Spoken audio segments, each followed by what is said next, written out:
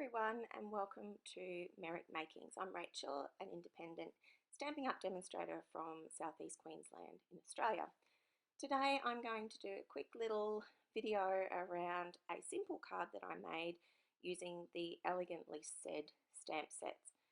Today you will see me using some pre-cut pieces. It includes Merry Merlot cardstock and some of the Simply Elegant DSP that's available from Stampin' Up. I have cut them so that the Merry Merlot strip is about ½ an inch wide and the same height as my card, which is a basic white cardstock folded in half, and then I layer them up so that you only see a small amount of the Merry Merlot peeking out from the underside of the DSP. This is adhered to the spine section of the front of the card along, just so that you don't actually see a gap. It's kind of right on the end. Sort of mimics the spine of a book, really. I always flip mine over. They always seem to not be quite the right size, so I do trim them back a little bit, trying to make sure that my DSP or anything that I'm using like this is slightly longer, just so it gets a nice clean finish at the end. I use the liquid adhesive from Stampin' Up. It's great, you don't need a lot of it. It sets really quickly, but there's a little bit of wriggle room there when you're putting things down. The border stamp you will see in this video didn't turn out exactly the way I wanted it, using the basic grey ink. And I'll show you a fix at the end for it. But I just turn my ink pad over and then stamp along.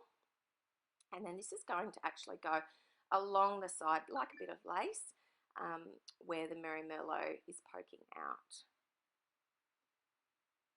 A tip for whenever you make a mistake, it's a great opportunity to problem solve, and don't stress too much, basically. I had planned this card out, so it's a shame that the little tiny bit that didn't stand very well wasn't in the spot that I'm going to adhere other things over, but that didn't matter in the end anyway. I have used my cut and emboss machine to pre-cut a few things that are now going to go on the machine, on the actual card itself. I have used the, there they are, Stitch So Sweetly dies. And I have used the shapes, so I actually cut a black and a patterned Merry Merlot out of the two largest ones, and they're going to layer up.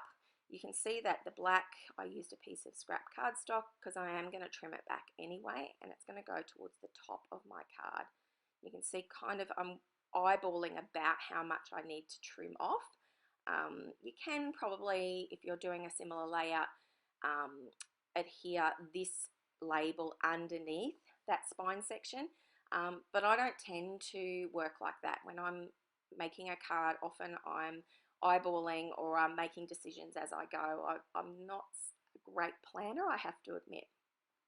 So that you can see how I'm going to layer these up, and again I'm just going to use my liquid adhesive to adhere the patterned paper Merry Merlot onto that plain black cardstock label. And I really like these dies because they do match, like even though they don't look like they will when you layer them up, there are sections of them that match up and they look really nice layered. It's not a cookie cutter kind of style, but it does make for a really nice layering effect. I've adhered this to the top section of my card, and then I'm going to come in and I'm going to stamp my sentiment. It's on the fourth or fifth largest circular die that I have, and it's just in the plain white, basic white cardstock again. Again, I'm going to use the basic grey ink. You can see where I'm going to pop that on the card, and that's my sentiment, wishing you a wonderful birthday. I really like that, these kinds of sentiments. That's pretty simple, and it's got a mixture of fonts. It just adds a little bit more interest to your card. So I'm inking it up here. I'm going to pop it onto my circle. Now you'll see I actually popped it down and wasn't exactly centered. So the great thing about anything like this is you just turn the piece of cardstock over and try again. So it's double-sided, and that saves me a lot of time cutting more, because I often do make those mistakes and put my stamps down too quickly onto paper, and I haven't quite lined them up enough. I'm a little bit haphazard when it comes to things like that. I'm using some dimensional dots, to pop these up. So just to add that little bit of interest, like I said. And these are probably my favorite. You can see that I go through them quite quickly, and I actually use the plastic backing coating for when I'm colouring in small items using my markers or my alcohol ink markers, because it just creates a very easy and simple little throwaway backing that I don't get anything else messy. Now here is my little tip or trick for the mistake that I made today. So I'm actually getting another scrap piece of the basic white and re-stamping that border or lace. And what I'm going to do, which you won't actually see, but you'll see the finished product, is I will cut this by hand. So I trimmed it back and cut it by hand, and then just glued it straight over the top. So it blends in really nicely. It makes it look like I meant to do that in the first place. And you can see here that this is what I ended up with. You can hardly see it. Thanks again, everyone, for joining me. This was a really simple card to put together and a good one to do in bulk. I hope you enjoyed my quick little tutorial, and I'd love to see somebody have a go at it. Send me a link. Happy stamping!